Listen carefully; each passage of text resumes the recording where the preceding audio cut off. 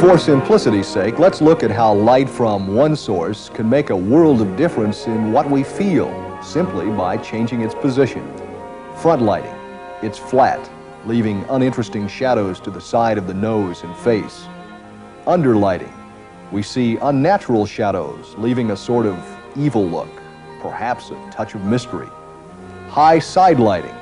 Aimed at 45 degrees to the subject, we see the classic look of portrait lighting.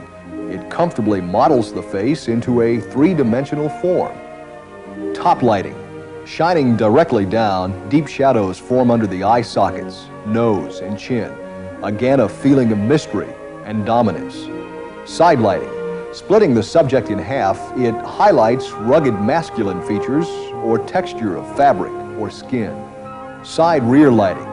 It yields an even more dramatic effect.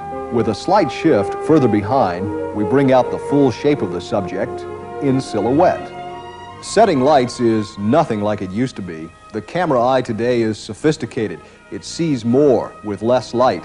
And for your video setup, the classical three-point method for lighting is perfectly suited. Key light, the sun, the spotlight, the main light source falling on your subject. Placement, just to the left or right of your immediate camera position. Key light.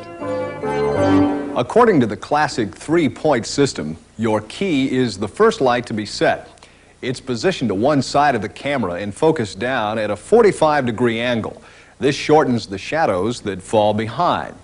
The key light is the foundation for the rest of your lighting efforts. It illuminates the brightest area of your picture, and naturally, the eye of your viewer will head for it instinctively. Now the fill light.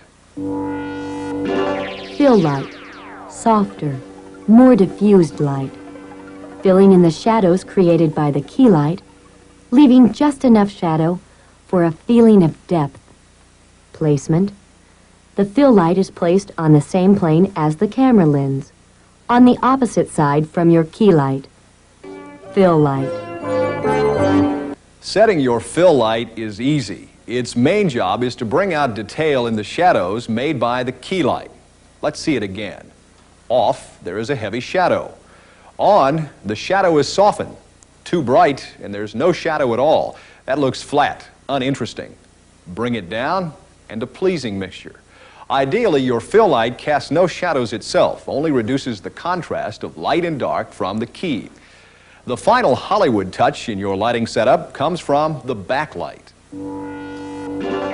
Backlight, a spotlight from behind, pulls your subject out into the third dimension, defines it.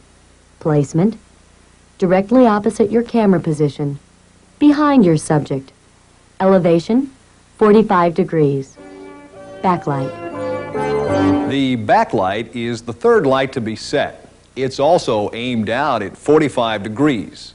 It complements the key light and fill light and brings me out from the background. See the rim effect around my shoulders and hair? Looks more lifelike. And that's the trick with lighting. You're working for an optical illusion, for the camera's eye. The backlight is usually about as strong as the fill light and not quite as strong as the key light. But so much for theory. Cut 'em.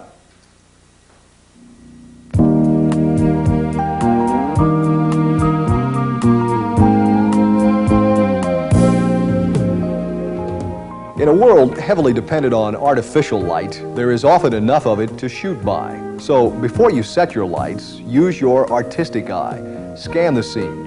You may avoid fussing with any equipment at all. You may be able to get a more natural and authentic feel with a minimum of effort. Realistic interior lighting generally follows a principle called source lighting, which simply suggests that what you're shooting appears to be lit from a source of light that you can see. A window, for example, a lamp, a fireplace, and so on. Or when no particular source is present, the light conveniently falls from above and in the middle of your shooting area. Another effective technique when shooting in close quarters is bounce lighting. By pointing a light at a wall or ceiling, you can maintain a natural, even-looking lighting effect with a minimum amount of effort. But a word of caution. Reflected light will pick up the color of the walls and ceiling. Two problems: limited space and lighting subjects in motion. Let's take a look at how to handle them. In most locations, setting your key and fill lights should be no problem. Keep them close to the camera. Additional backlight and set lighting takes a little ingenuity. Try hiding lights behind furniture. You'll get some exciting effects. Another trick, pump light from outside of the room through a door or window. Set your lights high to cut down on shadow throw, and make sure to keep lights and stands out of your frame. The only way to light for subjects in motion is pre-planning. Know the move in advance. If need be, set up several places along the line of movement. Your camera should give you some latitude, but first and foremost, make it easy on yourself. Pick the angle that will give the most light to start with. The same goes for outdoor shooting. The challenges of lighting outside are much the same as indoors, except you have no ceiling and no places to hang lights. Using the sun as your key light, the three-point system can be employed using devices called reflectors, each taking a position similar to the lights in the studio. Reflectors are used to redirect sunlight into shadowed areas. This homemade job has aluminum foil on one side and a white card on the other. The soft reflector is used to fill the shade side of the face, giving off a diffused, softer glow. The hard reflector side casts a brilliant, penetrating beam, almost as bright as the sun itself. It's good for key light or backlight. No matter what type of reflector you use, it must be continually adjusted as the sun moves. When following motion outdoors, avoid shooting into a bright sky background or heavily backlit area. As you follow the action, they will cause loss of detail and color.